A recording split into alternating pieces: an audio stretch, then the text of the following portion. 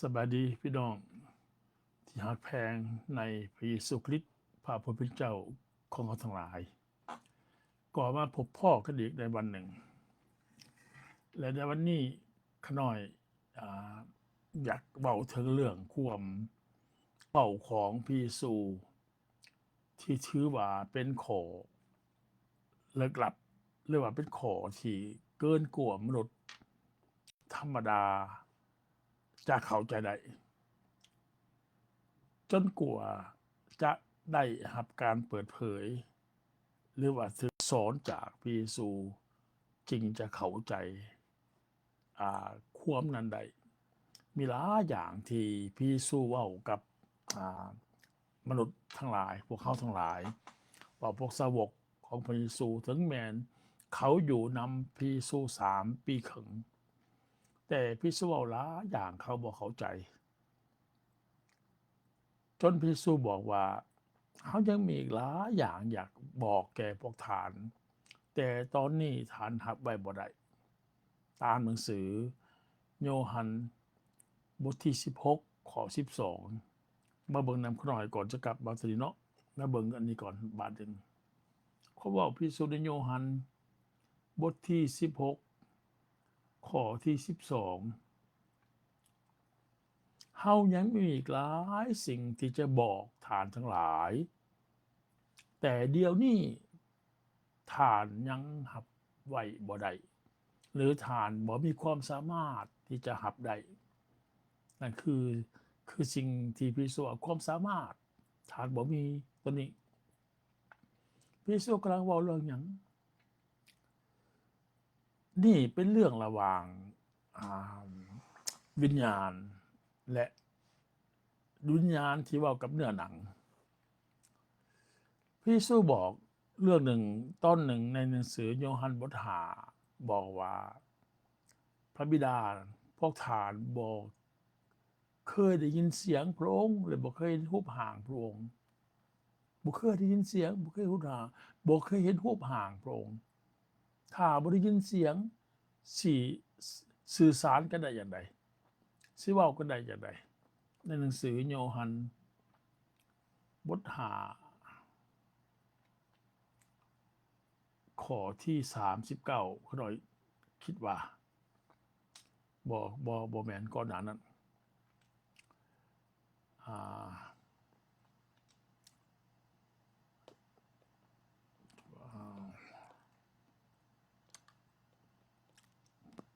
ทานบ่เคยได้ยินเสียงพระองค์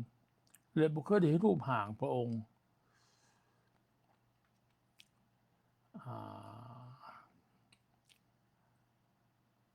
พระบิดาทานบ่เคยได้ยินเสียงพระองค์บ้าขน้อยก็ว่าหนังสือโยฮันบท5ข้อ30พระบิดาทรงสร้างมาพระองค์เองเป็นวิญญาณไม่ได้ข้อ37เด้ขออภัยข้อ37พระบิดาผู้ทรงส่งเฮามาพระองค์เองก็ได้ทรงเป็นพยานถึงเฮาทานทั้งหลายบ่เคยได้ยินพี่น้องบ่เคยได้ยินมนุษย์อยู่นะมนุษย์อยู่บ่เคยได้ยินเสียงของพระองค์ทานทั้งหลายบ่เคยได้ยินพระสุรเสียงของพระองค์และบ่เคยเห็นรูปห่างของพระองค์เมื่อวิญญาณกับเนื้อหนังเป็นคนละมิติกันเป็นคนละมิติเป็นคนละภพกันมนุษย์ต้องอาศัยตาที่จะเห็นได้อาศัยหูจึงจะได้ยินอาศัยปากคือจะเว้าเสียงออกมาได้แต่วิญญาณบ่เป็นอย่างนั้นวิญญาณเป็นลมพระคัมภีร์บอกว่าเป็นวิญญาณเป็นลมเขาบ่มีเนื้อหนังคือเฮาบ่มีรูปร่างคือเฮาดังนั้นที่จะมิติ2มิติจะมาเว้ากันเป็นไปบ่ได้เขาหน่อยเขายกตัวอย่างเรื่องมิติเดียวกันบางอย่างคือเรื่องโฟนเนาะเรื่องโฟนปัจจุบันนี่โฟนอันนี้เนาะโฟนปัจจุบันนี้เฮาสามารถเห็นรูปกันได้ บ่เป็นได้จริงแต่เสียงคือโฟนสมัยก่อนสมัย40-50 ปีก่อนโฟนตั้งโต๊ะนั่นได้ยินแต่เสียงนั่นว่าเว้าเสียงกันได้แต่บ่เห็นรูปกันเขียนข้อความหากันก็บ่ได้นั่นบ่และโฟนนั่นน่ะโฟนที่ตั้งโต๊ะสมัยก่อนนั่นสิมาใช้กับรูปคู่มือนี่เป็นไปบ่ได้สิมาเห็นรูปสิเอาเป็นรูปออกมาเป็นวิดีโอออกมาเป็นไปบ่ได้นี่คือมิติเดียวกันแต่ในสิ่งที่บ่แม่นอย่างเดียวกันก็เป็นไปบ่ได้บัดนี้เกี่ยวกับเรื่องผู้สร้างมนุษย์เพิ่นเป็นวิญญาณในหนังสือโยฮันบทที่4ข้อที่24-25ว่าพระเจ้าทรงเป็นพระวิญญาณและทุกคนที่นมัสการพระองค์ต้องนมัสการในวิญญาณและความจริงมาเบิ่งนำข้อหน่อยบาทหนึ่งโยฮันบทที่4ข้อ25ข้อ24พระเจ้าทรงเป็นพระวิญญาณและผู้ที่นมัสการพระองค์ต้องนมัสการในวิญญาณและในความจริงมาเบิ่งฉบับภาษากันมีภาษากรีกนำกันหน่อย God ภาษากรีกเนาะ God is a spirit and they that worship him must worship him in spirit and in truth หมายความว่าในวิญญาณในความจริงพระเจ้าดิเป็นพระวิญญาณและพวกเขาที่นมัสการพระองค์จำต้องนมัสการ worship him worship in ในวิญญาณและในความจริงแปลว่าที่ไหนพระเจ้าทรงเป็นพระวิญญาณอันนี้ภาษาลาวภาษาอังกฤษภาษาไทยแปลบ่ได้ให้มาเบิ่งภาษานำกันเบิ่งปะนี่มาเบิ่งภาษาอันกรีกนำกันดู God is a spirit เนาะ spirit ในที่นี่มาเบิ่งในอัน G151 นี่พี่น้องเห็น G เนาะ G4151 นี่แต่ G4151 นี่มีความหมายว่า G นี่มันมาจากภาษากรีกเนาะในพระคัมภีร์ใหม่แม่นเขียนด้วยภาษากรีกG นี่หมายความว่าภาษากรีก 4151นี่เลขกำกับคำว่า spirit ในทุกคำว่า spirit นี่นะคำว่าพระวิญญาณนี่นะแม่นกำกับด้วยเลขตัวนี้ G4151 บัดนี้หามาเบิ่งบัดนี้ G4151 เนี่ยว่าจังได๋ G4151 นี่อ่านว่าพระยุมา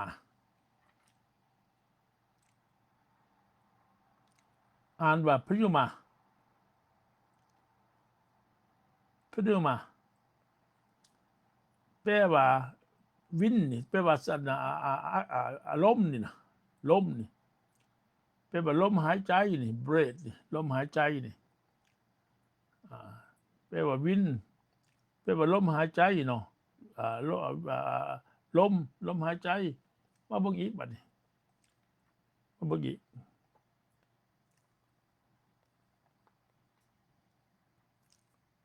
กระแสลมบัดนี้พี่ลองเห็นตัวเนาะต่อมาเนาะแปลว่าอัน G4151 เนาะ G4151 นี่แม่น currents of air กระแส current นี่เป็นกระแสนี่กระแสของลมหรือมาเบิ่งนำหน่อยเบิ่งว่าเพิ่นสิแปลกระแสของลมจังได๋บ่เอาล่ะมาเบิ่งนำหน่อยบาทนึงเขาสิ copy ตัวนี้มาให้พี่ลองเบิ่งตัวนี้ copy ตัวนี้เนาะแล้วเอาไปให้อีกบอร์ดนึงเนาะแปลว่ากระแสลมเนาะเอาล่ะเขาสิไปอีกบอร์ดนึงให้พี่ลองเห็น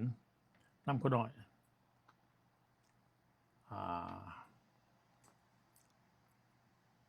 กระแสลม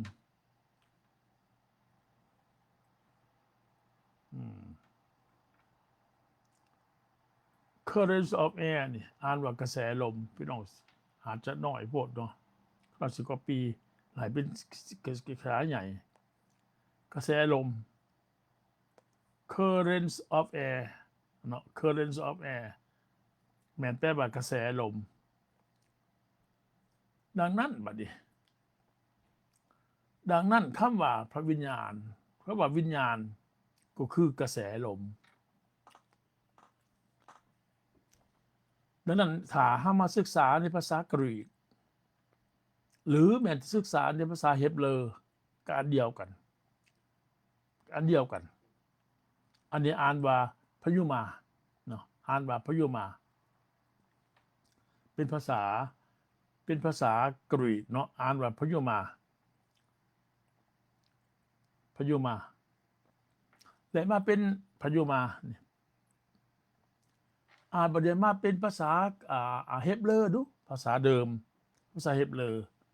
เอาละมาเบิ่งนำกันในหนังสือบัดนี้ปฐมกาลบท 1ปฐมกาลบท 1ข้อ 1ข้อ 2มาเบิ่งนำกันหน่อยเบิ่ง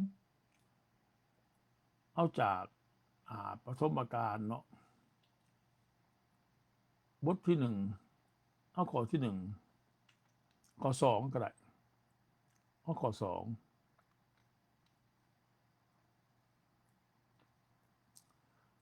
ข้อ 2บัดนี้เอาจากเอาข้อ 2เอาข้อ 2ใครบอกว่าใครมีบ่ตัวนั้นนะแต่ว่าไปเอาในฉบับภาษาเฮบเรอบัดนี้ภาษาเฮบเรอโอเคแล้วข้อ 2เนาะ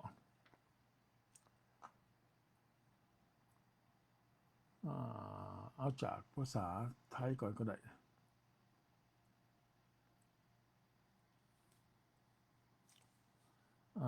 ภาษาเฮบเรอจะมีคำว่า spirit เนาะ spirit พระวิญญาณของพระเจ้านี่มัน H มัน7307บ่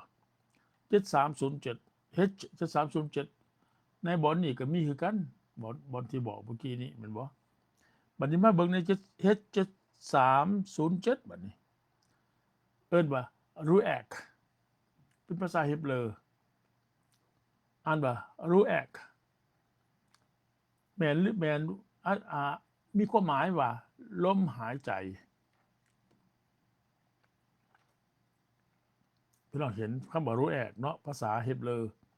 รูแอกแม่นลมหายใจนี่บริสแล้วก็ลมนี่วินนี่สปิริตก็แม่นแอร์ก็แม่นนี่แอร์นี่ดังนั้น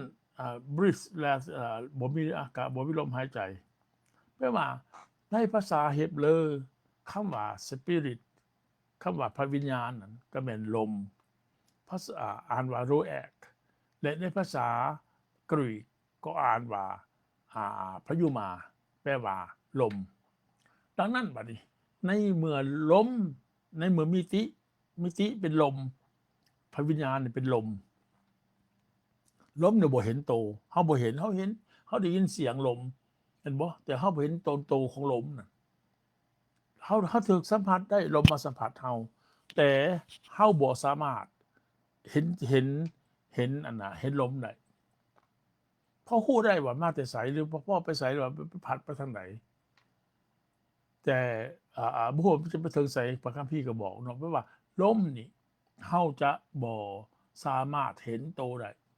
ดังนั้นพระเจ้าทรงเป็นพระวิญญาณเห็นโตบ่ได้ยินเสียงพระเยซูจึงบอกในโยฮันบทที่5ข้อ37นั้นว่าพวกทานบ่เคยได้ยินเสียงพระองค์และบ่เคยเห็นรูปร่างของพระองค์เหมือนเป็นจังนี้พระเยซูจึงเสด็จเข้ามาในโลกและมาบอกถึงเรื่องวิญญาณบัดนี้มาบอกถึงเรื่องวิญญาณเมื่อมาบอกถึงเรื่องวิญญาณมนุษย์จำเป็นต้องได้เข้าใจตามคำเว้าของพระเยซู บ่แม่นเข้าใจตามความคิดของเนื้อหนังก็หรือเข้าใจตามความคิดของมนุษย์นี่ขน้อยกำลังอยากจะบอกตัวนี้มื้อนี้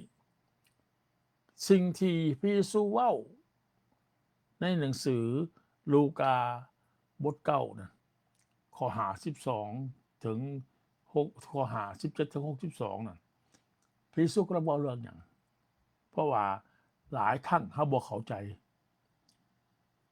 มีหลายครั้งเฮาบ่เข้าใจเรื่องนี้เลย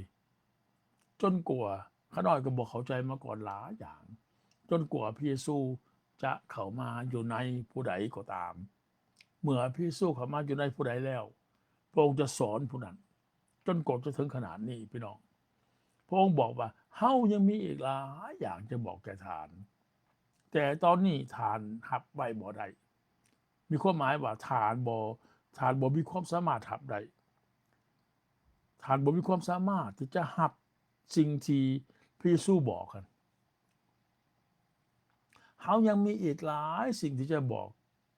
ทานทั้งหลายแต่เดี๋ยวนี้ทานรับไว้บ่ได้ตอนนี้แม่นพระเยซูยังเป็นเนื้อหนังอยู่นำเขาพระเยซูยังบ่ได้สิ้นพระชนม์และยังบ่ได้คืนพระชนม์ตอนนี้พระเยซูบอกเขาเป็นมื้อสุดท้ายที่พระเยซูอยู่กับพวกเขาก่อนที่พระองค์จะไปถือครึ่งที่ไม้กางเขนเป็นมื้อสุดท้ายดังนั้นพระองค์จึงบอกว่ายังมีอีกหลายอย่างยังบอกแต่เขารับไว้บ่ได้บัดนี้แต่ว่าขอแม่เด้เมื่อพระองค์บัดนี้คือพระวิญญาณแห่งความจริงก็คือตัวพระเยซูเองหลังจากพระองค์สิ้นพระชนม์แล้วพระองค์ก็ได้เป็นพระวิญญาณทั้ง7เป็นลมเลยและพระองค์นั้นจะเข้ามาอยู่นำเขาบัดนี้เมื่อพระองค์มาอยู่นำทานแล้วพระองค์จะนำทานทั้งหลายไปสู่ความจริงทั้งหมดพอพระองค์จะบ่เว้าโดยพระองค์เองแต่พระองค์จะเว้าสิ่งที่พระองค์ทรงได้ยินและพระองค์จะทรงแจ้งให้ท่านทั้งหลายฮู้ถึงสิ่งเหล่านั้นที่จะเกิดขึ้นหมายความว่าพระเยซูเองจะมาอยู่นำพวกสาวกในวิญญาณบัดนี้เมื่อพระเยซูสำละเขาให้สะอาดให้เป็นผู้บริสุทธิ์แล้วนะครับพระเยซูก็มาอยู่ในตัวในของเขาเมื่อพระเยซูมาอยู่ในตัวในแล้วความเข้าใจก็จะเข้าใจจุดนี้เองที่เราจะว่าความเข้าใจต้องมาจากพระเยซูมาอยู่ในเฮาจึงจะเข้าใจได้บัดนี้มาเบิ่งในหนังสือที่อยากศึกษากับพี่น้องตามหนังสือลูกาบทเก่าเนี่ยข้อที่57ถึง62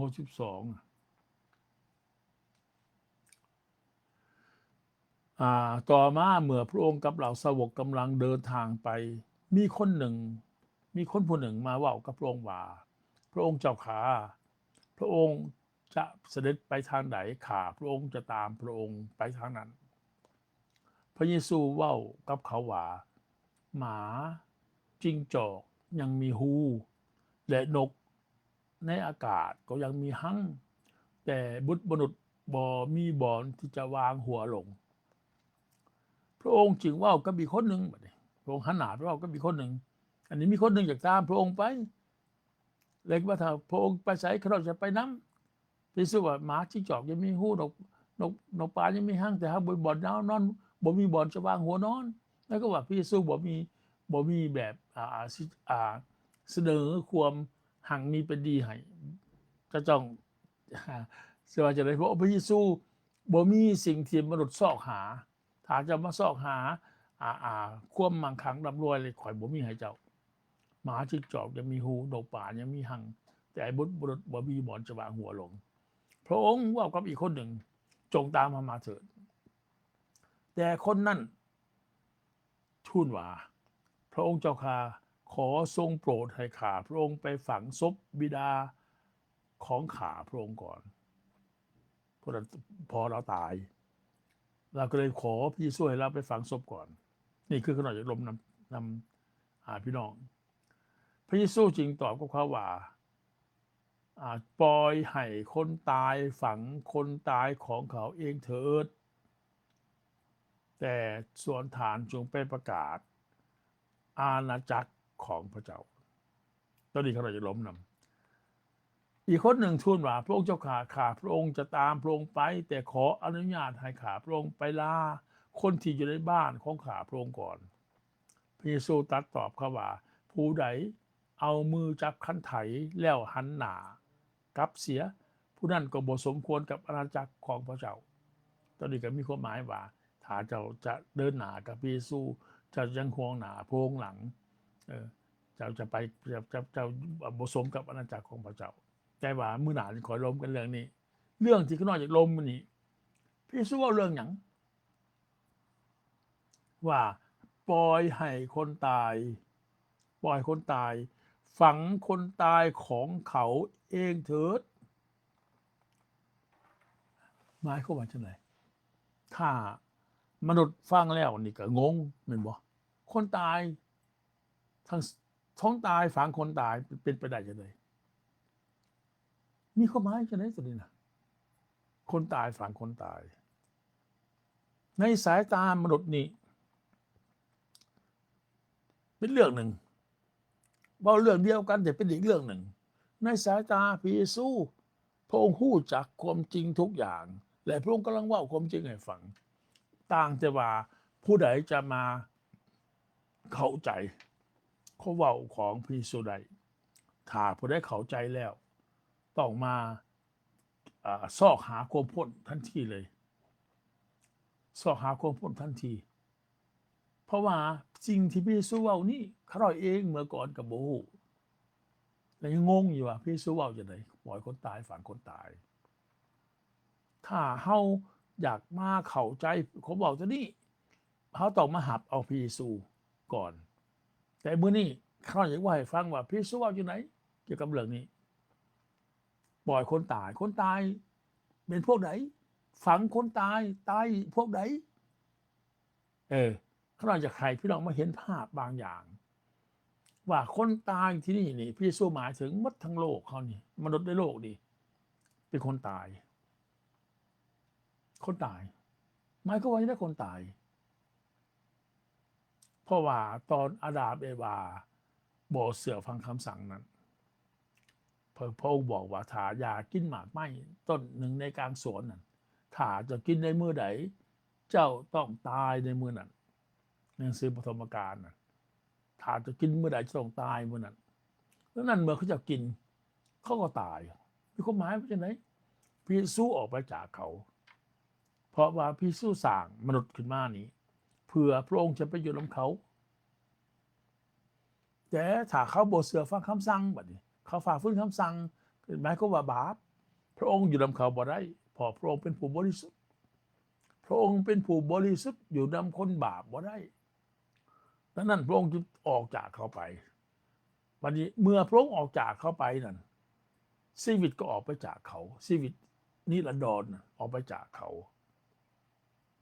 ผู้ที่มีพระเยซูจึงมีชีวิตนิรันดร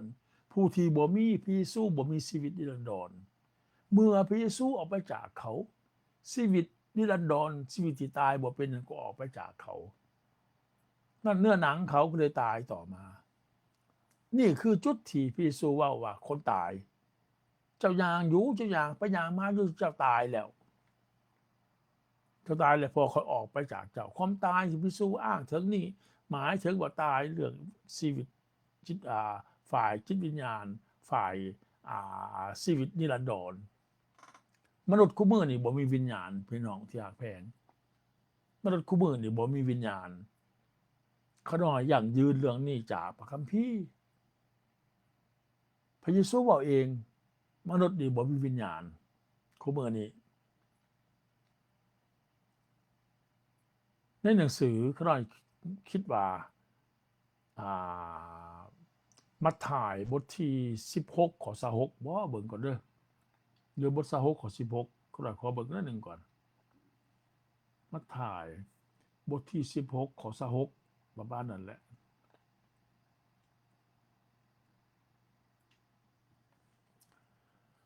เพราะถ้าผู้ใดจะได้สิ่งของทั้งโลกแต่ต้องสูญเสียวิญญาณของตนผู้นั้นจะได้ประโยชน์อันใดหรือผู้นั้นจะนำเอาอันใดไปแลกเอาวิญญาณของตนคืนมา นี่มีความหมายว่าจะไหนมีความหมายว่าวิญญาณมนุษย์จะตายแล้วหรือก็วิญญาณของตนคืนมามนุษย์เดี๋ยวนี้บ่มีวิญญาณเพราะว่าถ้าผู้ใดจะได้สิ่งของทั้งโลกแต่ต้องสูญเสียแล้วหรือว่าเป็นจริงนี่วิญญาณของตนนี่ผู้นั้นจะได้ประโยชน์อะไรตายแล้วก็บ่ได้เอาหยังไปดำในโลกนี้ได้สิ่งของทั้งโลกแต่บ่มีวิญญาณมีแต่เนื้อหนังก็ถูกฝังทิ่มหรือผู้นั้นจะเอาอันใดไปแลกเอาวิญญาณของตนกลับคืนมาแสดงว่ามนุษย์บ่มีวิญญาณในพระคัมภีร์ข้อนี้ในหนังสือโยฮันบทที่16ข้อ26ขออภัยมัทธิบทที่16ข้อ26ยั่งยืนว่ามนุษย์บ่มีวิญญาณหรือผู้ใดจะเอาสิ่งใดไปแลกเอาวิญญาณของตนคืนมานี่วิญญาณออกไปจากมนุษย์แล้วบ่มีแล้วมนุษย์บ่มีวิญญาณอีกบทหนึ่งเด้บ่นำคุณน้อยอีกบทหนึ่งในหนังสือโยฮันบท3ข้อ5บ่ข้อ5ข้อ6ข้อ7ก็ได้ซึ่งเกิดจากเนื้อหนังก็เป็นเนื้อหนังและซึ่งเกิดจากพระวิญญาณก็เป็นวิญญาณข้อ5นี่มนุษย์เฮานี่เกิดจากพ่อแม่เกิดจากเนื้อหนังก็เป็นแค่เนื้อหนังเกิดจากวิญญาณหมายว่าเกิดจากพระเยซูเกิดจากพระคำเนี่ยเกิดจากน้ำและจากวิญญาณเกิดจากน้ำจากพระวิญญาณเดี๋ยวนี้มนุษย์เฮาบ่มีวิญญาณเลยวิญญาณนี่แม่นชีวิตนิรันดรบัดนี้วิญญาณนั่นตามหนังสือบัดนี้โยฮันบท6ข้อ63วิญญาณเป็นที่ให้มีชีวิตส่วนเนื้อหนังบ่มีประโยชน์อันใดคำเว้าซึ่งเฮาได้เว้ากับท่านทั้งหลายนั้นเป็นวิญญาณและเป็นชีวิตอันนี้โยฮันบท6 63ดังนั้นบัดนี้มนุษย์ทั้งหมดในโลกนี้แม่นหมายความว่าเป็นคนตายมนุษย์ทั้งหมดในโลกนี่เป็นคนตายแม้ทั้งยังหนังหนิงติงไปมาอยู่บ่ปฏิเสธตัวนี้แต่ว่าพี่สมเว้าถึงความตายนี่ว่าตายเรื่องวิญญาณตายแล้วเรื่องวิญญาณนั่นบัดนี้กลับมาเบิ่งบัดนี้พี่สมเว้าเรื่องหยังบัดนี้ในหนังสืออัน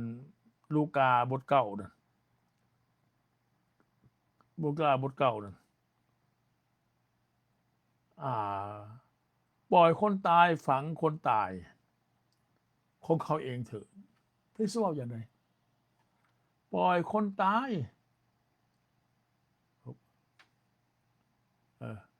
ปล่อยให้คนตาย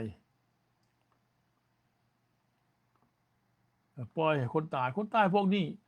เขายังหนิงติงไปมาอยู่ยังหนิงติงไปมาอยู่แต่ในสายตาพี่สู้เขาตายแล้วในสายตาพี่สู้มนุษย์ทุกคนตายหมดแล้วบ่มีชีวิตนิรันดรคำว่าเป็นอยู่เป็นมีชีวิตนิรันดรตายบ่เป็นบัดนี้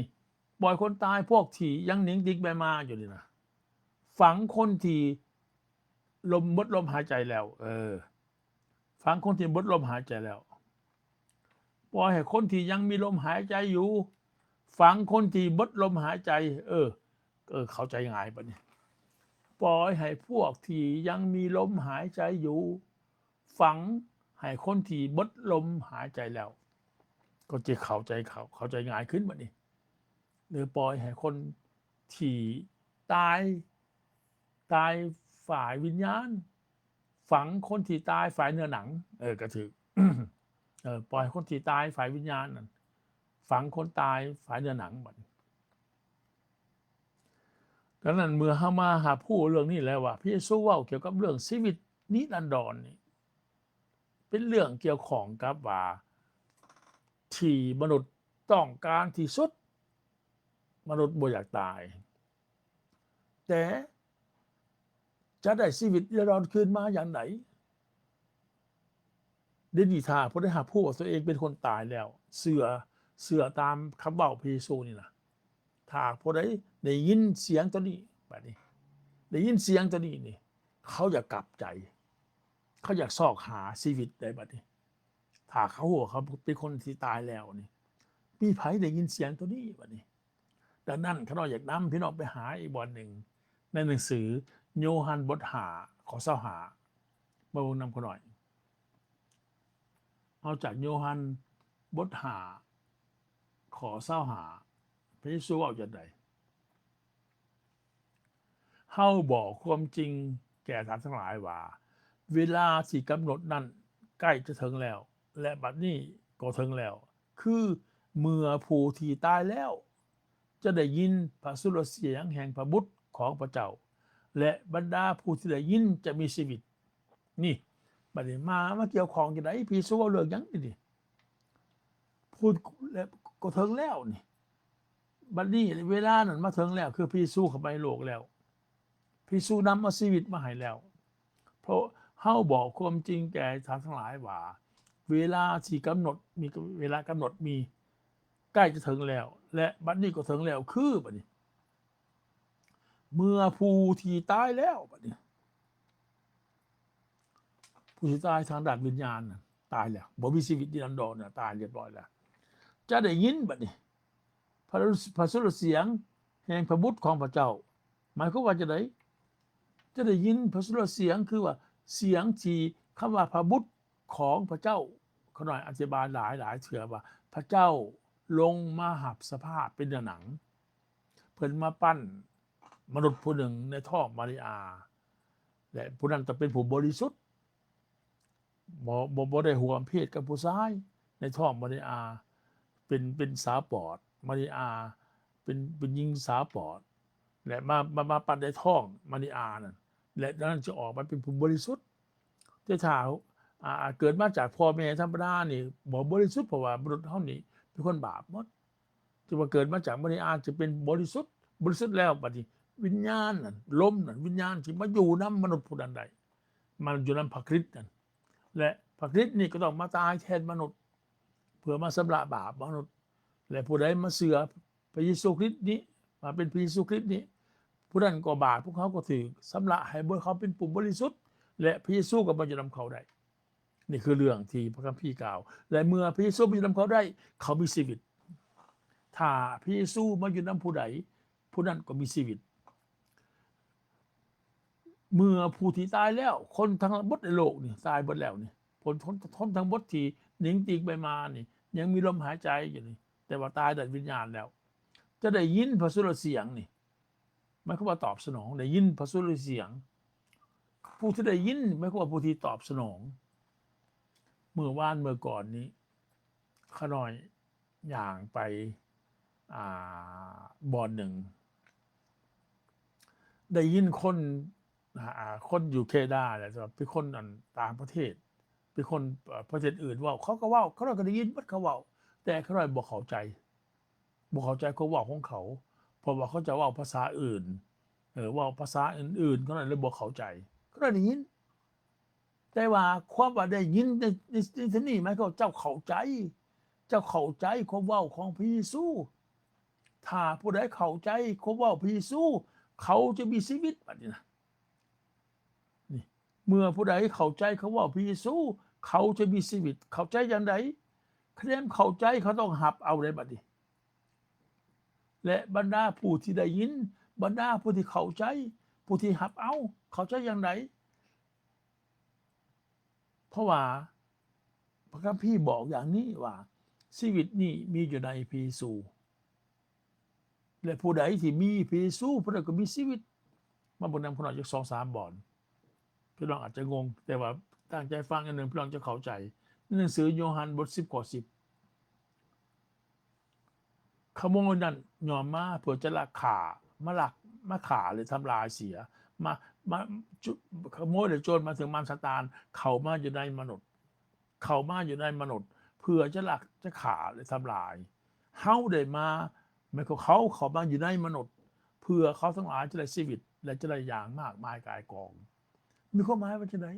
พระเยซูเข้าไปอยู่ในมนุษย์ผู้ใดผู้นั้นจะมีชีวิตบัดนี้ผู้นั้นจะมีวิญญาณบัดนี้ชีวิตเป็นวิญญาณเป็นชีวิตดังนั้นพระคัมภีร์ในหนังสือ1 โยฮันจึงบอกเป็นเรื่องผู้ใดได้ยินตัวนี้บ่ถามนั่น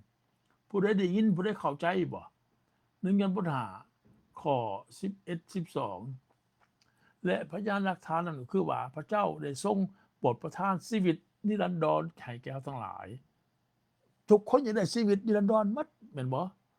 แต่ไผเข้าใจตัวนี้บ่ไผเข้าใจเรื่องนี้บ่ว่าพระเจ้าได้โปรดประทานชีวิตนิรันดรคืนให้มนุษย์แล้วเดี๋ยวนี้แต่และชีวิตนี้มีอยู่ในพระบุตรของพระองค์หมายความว่าจะได้มีอยู่ในพระบุตรของพระองค์มีอยู่ในผู้ที่พระเจ้าลงมาหาสภาพเป็นเนื้อหนังมีชื่อว่าพระเยซูคริสต์พระผู้เป็นเจ้านั่นชีวิตมีอยู่ในผู้นี้บัดนี้ผู้ที่มีพระบุตรก็มีชีวิตผู้ที่มีพระเจ้าที่มาหาสภาพเป็นเนื้อหนังมีชื่อว่าพระเยซูคริสต์นั่นผู้ใดมีผู้นี้ผู้ใดรับเอานี่นะก็มีชีวิตและผู้ใดที่บ่รับเอาพระเยซูก็บ่มีชีวิตและการข้อ13บัดนี้รับเอาอย่างใดรับเอาอย่างใดขอความเหล่านี้ข้าพระเจ้าได้เขียนมาถึงท่านทั้งหลายที่เชื่อบัดนี้ในพระนามของพระบุตรของพระเจ้าคือเสือในนามสื่อพระเจ้าที่ลงมาหาสภาพเป็นหนังมีชื่อว่าพระเยซูคริสต์พระผู้เป็นเจ้าผู้ใดก็ตามที่เชื่อว่าที่มาหับเอาที่เสือในน้ำซื่อนี่ของพระบุตรของพระเจ้าเสือในน้ำซื่อพระเยซูนี่เพื่อทานจะได้ฮู้ว่าทานมีชีวิตนิรันดรนี่คือการหับเอาพระเยซูนี่คือการมีพระเยซูคือการเสือในน้ำซื่อพระเยซูเพราะว่าพระเยซูนี่เป็นวิญญาณแล้วเป็นภาษาเฮบเรียกว่ารูแอกภาษากรีกว่าเป็นพยุมาเป็นวิญญาณและชื่อบัดนี้ชื่อนี่มันพระเยซูนี่เป็นล้มออกมาจากปากเขานี่พระเยซูคริสต์พระผู้เป็นเจ้าเป็นล้มนี่พระเยซูคริสต์พระผู้เป็นเจ้าล้มออกมานี่และพระเยซูอยู่หันเดี๋ยวนี้นะดังนั้นพระคัมภีร์จึงสั่งให้เฮาเชื่อในนามชื่อพระเยซูบัดนี้เพื่อทานจะมีชีวิตนี้เพื่อทานจะฮู้ว่าทานมีชีวิตนิรันดรและเพื่อทานจะได้สืบต่อเสือในน้ำสื่อพระเยซูคริสต์พระผู้เป็นเจ้าถ้าผู้ใดเสือในน้ำสื่อพระเยซูคริสต์พระผู้เป็นเจ้าผู้นั้นก็มีชีวิตนิรันดรดังนั้นพระคัมภีร์จึงบอกสั่งให้มาเสือในน้ำสื่อบัดนี้ในหนังสือ1โยฮันคือกันบท3ข้อ23และนี่เป็นพระบัญญัติของพระองค์คือให้เราทั้งหลายเสือในพระนามของพระเยซูคริสต์พระผู้เป็นเจ้าการที่มาเสือในพระนามพระเยซูคริสต์พระผู้เป็นเจ้านั่นคือหมายความถึงว่าเจ้ามาหับเอาพระเยซูเข้าไปอยู่ในเจ้าห้องเจ้าว่าเขาเสือในพระนามพระเยซูนั่นแหละพระเยซูก็มาอยู่เพราะว่าพระเยซูอยู่ในนามสื่อของพระองค์ดังนั้นในหนังสือกิจการบทที่4ข้อ12จึงได้บอกอย่างชัดเจนเรื่องนี้ข้อ12บอกว่าในผู้อื่นความรอดพ้นบ่มีด้วยว่าบ่มีน้ำสื่ออื่นซึ่งเราทั้งหลายต้องพ้นได้บ่มีทั่วใต้ฟ้าบ่มีแต่ว่ามีแต่น้ำสื่อพระเยซูดังนั้นสิ่งที่ได้ว่าวันนี้พระเยซูบอกว่าให้คนตายฝังคนตายนะหมายความว่ามนุษย์ทั้งหมดท้องนี่ตายแล้วเดี๋ยวนี้นิ่งติงไปมาได้อยู่แต่ว่าจะตายฝ่ายวิญญาณนั่นพระเยซูอ้างถึงเรื่องผู้หนึ่งตายฝ่ายวิญญาณและอีกผู้หนึ่งตายฝ่ายเนื้อหนังผู้หนึ่งยังมีลมหายใจอยู่แต่ว่าตายแล้วฝ่ายวิญญาณ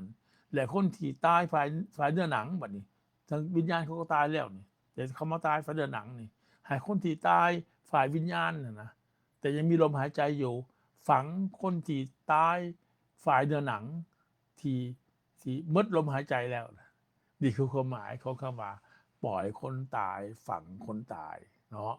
ขอพระเยซูคริสต์องค์เจ้าเมตตาพวกเขาได้เข้าใจเขาบอกพระเยซูว่าปล่อยให้คนตายฝังคนตายของเขาพระเยซูหมายถึงมนุษย์ทุกคนในโลกนี้ตายแล้วฝ่ายวิญญาณและพอของผู้นั้นตายฝ่ายเนื้อหนังก็เลยบอกว่าปล่อยให้พวกคนที่ตายฝ่ายวิญญาณนั้นถึงแม้เขายังมีชีวิตอยู่ถึงแม้เขาจะมีลมหายใจอยู่เขาตายแล้วฝ่ายวิญญาณฝังคนที่ตายฝ่ายเนื้อหนังนะดังนั้นพระเยซูว่าถึงเวลาแล้วถึงเวลากำหนดแล้วที่คนตายจะได้ยินพระสุรเสียงของพระเยซูนั่นคนตายก็หมายว่าคนที่ยังหนิ่งติงไปมานี่แหละแต่ว่าตายแล้วฝ่ายวิญญาณ ถ้าผู้ใดได้ยินผู้ใดตอบสนองบัดนี้หนังสืออ่าโยฮันบทข้อ25นั่นผู้ใดได้ยินไปผู้ใดตอบสนองผู้นั้นจะมีชีวิตนิรันดรดังนั้นขน้อยเว้านำพี่น้องมื้อนี้ชีวิตนิรันดรเนี่ยมาแล้วเด้อมีอยู่ในพระเยซูเด้อถ้าผู้ใดได้ยินขน้อยเว้าและตอบสนองก็คือมาเสือในพระนามพระเยซูมาหับเอาพระเยซูเสือในพระนามพระเยซูห้องออกในพระนามพระเยซูพี่น้องก็จะมีชีวิตนิรันดรอาเมนเนาะเวลานี้ถึงเวลาจะเลิกลาจากกันแล้วขอพระเยซูคริสต์พระเป็นเจ้าอวยพรพี่น้องเด้อพบกันใหม่ในโอกาสต่อไปตอนนี้ลาก่อนบ๊ายบาย